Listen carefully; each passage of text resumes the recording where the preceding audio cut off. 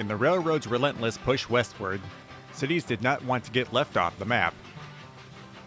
The city of Denver would be connected by rail from the east by 1870.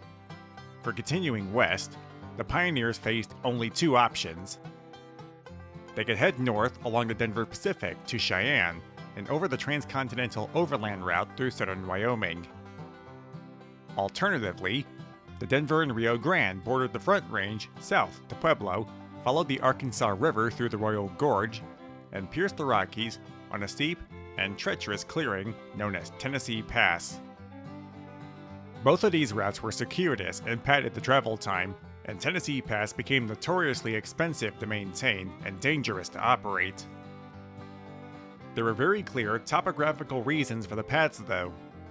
The Rocky Mountains stood in the way, barricading a straightforward pass with hard granite slopes and snowfalls up to 54 feet every winter. Building a railroad through this terrain was presumed impossible. In 1902, former Rio Grande president David Moffat rose to the challenge. As long as Moffat had been building railroads across the state, the one he wanted to build the most was that direct link through the Rockies, not around them. He and his associates chartered the Denver, Northwest and Pacific Railway, which was envisioned to connect Denver with Salt Lake City in direct competition with both of the existing routes.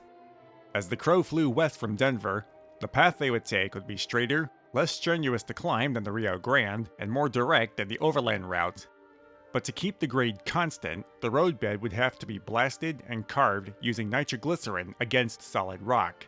By the time they had cleared the Front Range, a total of 33 tunnels had been drilled out of the mountains. Each mile of track cost Moffat $75,000. The worst was yet to come. Standing between the state of Utah and the Moffat Road's railhead in Tolland was the main range, towering 12,000 feet above sea level and forming the Western Continental Divide. Moffat had planned to simply burrow underneath the range with a 5-mile-long tunnel, but financing for such a massive undertaking was slow to harness. To get to the resort towns and coal mines on the other side of the Continental Divide, Moffat faced a difficult choice. Dig the tunnel with his remaining capital, or go for broke and climb the long way up and down the sides of the mountain. Only one option left the company with enough money to keep pressing ahead. And so, the long slog up and around Rollins Pass began. On paper, the new main line through the Rockies was no longer a main line. With the track being draped around the mountain face at grades up to 4%, it was built with the measurements and techniques of a coal-hauling feeder line. To run trains through here year-round was strenuous enough, protecting the track and wood trestles from rock slides and wildfires, but winter was something else.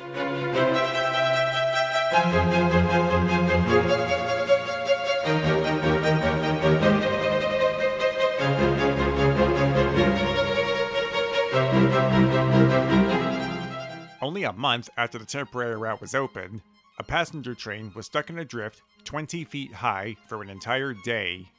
Over time, it wouldn't be uncommon for trains to be stuck for weeks. To try and combat the snow, the railroad would take delivery of a rotary snowplow, a self-contained steam-powered machine that tossed snow to one side. On its first trip up the mountain, though, its mechanism was shredded in a rocky avalanche. Repaired with stronger and heavier components, a fleet of rotaries would stand guard on the pass through the winters. The track would at last crest the mountain range at James Peak at 11,680 feet, the highest mainline railroad in the entire continent. Down the other side, the railroad would reach the majestic resort town of Hot Sulphur Springs, where trains could bring guests from Denver 3 times a week. Following the first brutal winter, the railroad was better adept to keep Rollins Pass open year-round. With the hardest part of the route now seemingly behind them by 1905, the rail spread westward with a substantial base of revenue from passengers visiting the springs and lumber and livestock being exported from the Fraser Valley.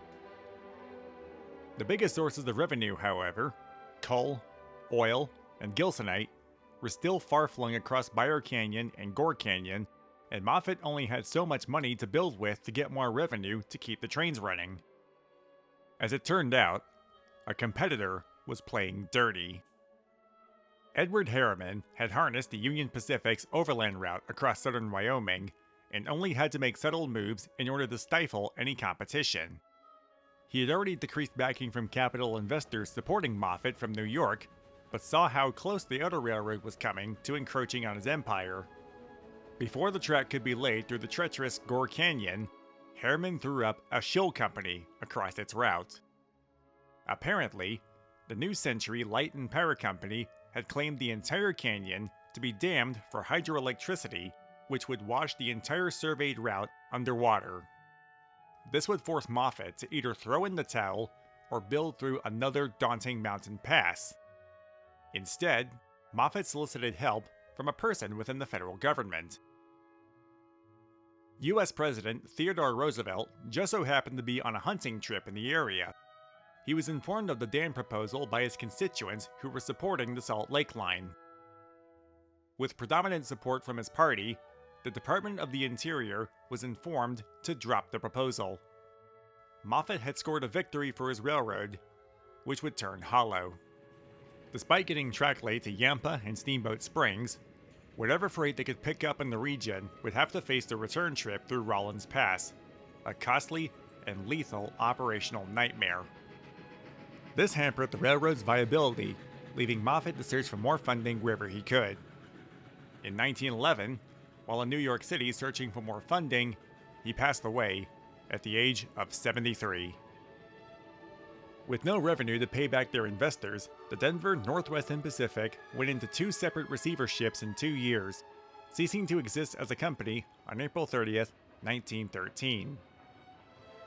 Into the frame stepped the newly chartered Denver and Salt Lake Railroad, a brand new company that inherited the old one's assets with a fresh financial start. The railroad now stretched to the town of Craig, 128 miles from Denver, and nestled around numerous seams of coal. With no more mountains to face, it seemed like the route to Salt Lake City was in the bag, as the railroad prepared to continue their push westward. They never left town. By the time World War I had come and gone, the new company had fallen into the same money pit that took down their predecessor.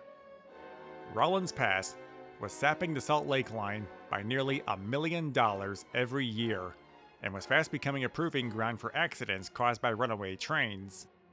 By the time of its next receivership in 1921, the idea of scrapping the line was pitched, even after it carried 24,000 loaded freight cars the previous year. Worse still, the old Rio Grande route through the Royal Gorge was hit by a raging flood from the Arkansas River, which devastated the city of Pueblo and swept away opposition from politicians wanting to preserve the city's economic status. For those who still had faith in the Salt Lake Line, it was time to make Moffat's greatest vision come true. With financing provided by the city of Denver and the state of Colorado, it took only 4 years to dig 2 bores through the mountain, one for the railroad, the other for carrying water down to its urban areas. All told, the tunnel's cost totaled up to $24 million and the lives of 28 workers. On February 26, 1928, the first train rolled through the Moffat Tunnel and shortened the travel time across the mountain by 5 hours, 23 fewer miles of track, and 2,500 fewer feet in elevation. Following the marker lights of this train was a boom in coal mining and the discovery of oil near Craig, both of which providing great sources of revenue for a railroad that went from Denver to nowhere. Facing bankruptcy a second time, the Denver and Rio Grande Western would acquire a controlling interest in the Salt Lake Line in 1931. As the very railroad Moffat was competing against, they had watched from afar as the Salt Lake Line ambitiously blasted its way through mountain after mountain to go up against the circuitous and notorious path through Tennessee Pass.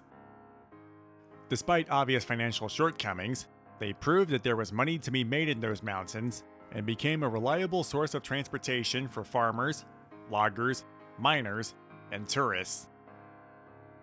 To properly incorporate the unfinished railroad into their network, the Rio Grande laid down a 45-mile cutoff following the Colorado River, connecting the Moffat Road at Bond to their old main line at Dot Zero. By shortening the distance between Denver and the Pacific by 176 miles, the Moffat subdivision became the shortest and most direct route west from Denver. Even before the Salt Lake line would be merged into the Rio Grande by 1947, the Moffat subdivision was more than just a shortcut. Beginning in 1943, the Rio Grande would operate special ski trains up to the western portal of the tunnel, where the ski slopes of Winter Park are located. At its peak, the line carried dozens of trains per day, with named trains like the Prospector and the California Zephyr providing regular passenger service with some of the most spectacular vistas in the West. These days, there are less than 10 trains per day, if even that. This includes Amtrak's incarnation of the Zephyr, the occasional freight movement from Rio Grande's successor, Union Pacific, and from BNSF's trackage rights agreement. Compared to its heyday, coal traffic from Craig has dwindled, and most through freight movements have shifted to the overland route across Wyoming. Operating patterns aside, the fact remains that this is still a tough stretch of railroad, one that still faces natural challenges in the mountains and canyons, none of which are present on the overland route to this extent. With the current levels of traffic on this line, though, it seems rather unlikely that this route would be wholly abandoned, unlike its predecessor. The right-of-way through Rollins Pass is now a trail, with some remnants of the railroad more visible than others. Although it was meant to be a temporary stopgap, the story of its creation is the stuff of legend, and a truly scenic wonder for those brave enough seeking to explore its vistas from on top of the world. It was circuitous and dangerous to start with, but the Moffat Tunnel was what saved this route from abandonment, helping the route outlast Tennessee Pass in longevity and providing almost 100 years worth of safe passage through the Rockies. If it weren't for this route, Denver wouldn't be the thriving metropolis it is today.